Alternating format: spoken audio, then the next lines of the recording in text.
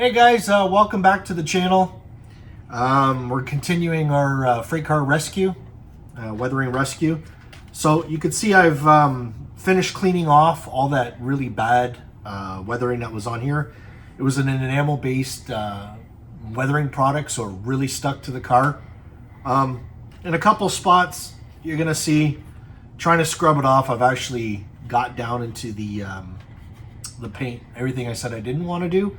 So this is great though. We're going to use this to our advantage, and we're going to transform that into something that's going to work for a proper weathering job.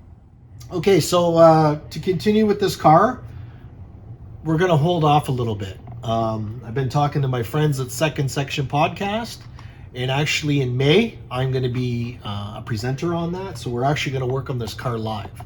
So I'm going to post links in that to the Second Section so that you guys could see that. But yeah, we're going to work on this live, and then you guys are going to be able to answer and converse with me live that why we're doing this, and we can talk about how we're going to go about achieving this and working on this product. So make sure you guys go and check out Second Section, catch up to where we are right now. There's a lot of talented modelers on there and a lot of great content. So stay tuned for the Rat Bag Railcars episode of the Second Section, and we'll finish up what we're working on. So when we're going to go on to the Second Section with my friends Andy Dorsch and Mike Ostertag, it's going to be a little more personal. So instead of me just making out a video and showing you this is how it should be done, you know, it's going to be a little better, I think, instead of just doing something just to show you guys. But we can come back later and reinvestigate all this, and we can get into more detail. But with the weathering techniques that I'm going to show on the Second Section podcast, it's fully washable. So if you do not like how any of the results are working, you're going to be able to wash it off the product. And the ideas behind it were, you know, you can do anything. You can either weathering truck trailers to the rail cars to whatever it is that you're going to do. If it didn't work out, the method I'm going to teach is washable. But I have many ways to weather, but that's just going to be the one that I'm going to focus on. Haven't really worked on the layout much. I've been focusing more on my freight cars and just kind of taking a break from the building. And so what I'm doing right now is I'm adding some of the parts that either broke off. I'm going through all these totes that I had these freight cars in since coming into this home. So I'm just going through, I'm fixing parts, I'm touching up weathering stuff, I'm adding air lines, anything that doesn't have a uncoupling lever. I'm just doing stuff like that, like just getting in and, you know, adding.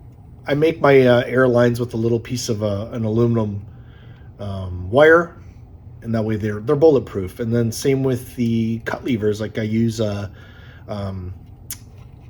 tiny craft wire, and then I bend it myself to make cut levers and air lines, and just that kind of stuff is.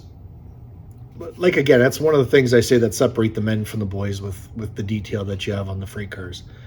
So I've been doing that, and I've been working on making sure they're all up to the proper weights and weight specs. So yeah, I have a little scale, and I have my, as per the NMRA, the weights that each car requires. So I've just been going through and adding weights and making sure that the cars are going to be up to spec, so that when the layout is in operation, I'm not waiting on freight cars this time. Like before, going back to my old videos, when I used to put on my old layout, I just put out freight cars and there was derailment problems and stuff. So I want to make sure that I have the equipment ready to go on the next round. So I'm just going to give you guys a quick example. There's many of things online about weighing the freight cars, and I'll just show you some of the things that I've done to do it right. But like, let's give an example, like a 50-foot car. So a 50-foot car should weigh 4.4 ounces. So let's just grab a freight car. This is just a regular Atlas 50-foot box car. We're gonna, oops, sorry, I got to tear out the weight on the scale. So I just use a little kitchen scale here. I'm gonna check the weight on that car. It's 4.4 ounces. So 50-foot car should be 4.4 ounces. So this car is right on the money. So that's okay. That car is gonna be perfect for its weight. Now, like, we'll check another car. Here we have just a high cube box car. This is a Walters car. We're gonna check its weight, 4.4 ounces. So this car works out perfect too. So it's good. So as long as the car is within its weight, if it's a little bit over, it's fine. But as long as it goes by its weight, you should, and the wheels are set and etc., you should have a smooth running car for your layout. Now, let's say we had a car that wasn't correct weight, and then we need to add the weight, like, so especially flat cars. So here we have an Atlas, this is a train line flat car. It was too light. So how do we add weight to that? And then any weight, so for weights, I use, I found this stuff on Amazon. It's just regular wheel weights, car weights. So I buy it by the big roll, and I have full rolls of it to add.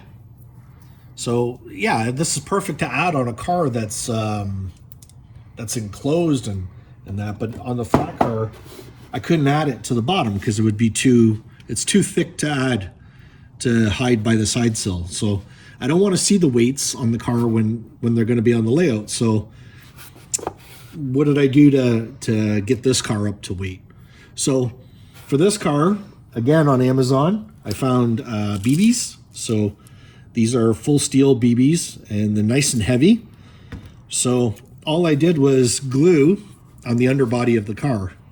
It looks like a bunch of ticks stuck on the bottom of an object, but it worked out good. All I do is just I put the weight, I get the weight to what I need it to be. I make sure that it's nice and flat, so from the side we can't see it on the flat car.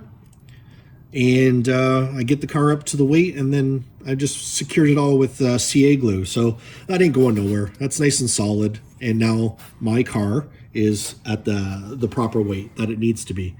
So yeah, you kind of got to go outside of the box and think about how we can get weights in that in. Now let's say you had a finished car, and now you have to get weight inside there properly. So with this car, I had to drill a hole.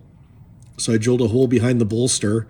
I got the BBs inside it, and then I fit the between wood glue and more CA glue, and now I have the weights secure inside that car. So yeah, brought this little car right up to the weight that it should be at. So that's what I'm going to do. I'm going to work on my freight cars. I say I'm doing all these, like adding on all the extra detail. We're going to talk about that on second section live, so you guys can see how I do the little air lines and what I do to make my cut levers and such. But again, you can see we've secured weight to the flat car to get these flat cars up to par for the NMRA standards. But yeah, I just like to think outside the box sometimes on different ideas for weathering freight cars, using little tips and tricks to make the residual loads inside the gonds. All the stuff we're going to talk about it on the episode that's upcoming. But yeah, we're going to get into a lot of detail, so I have a lot of content coming for you guys. Like I said, I'm just taking a break from the layout, and we'll keep up with that. I don't want to give away too many tricks yet until we have our online episode. So stick around, and we'll get to that very shortly.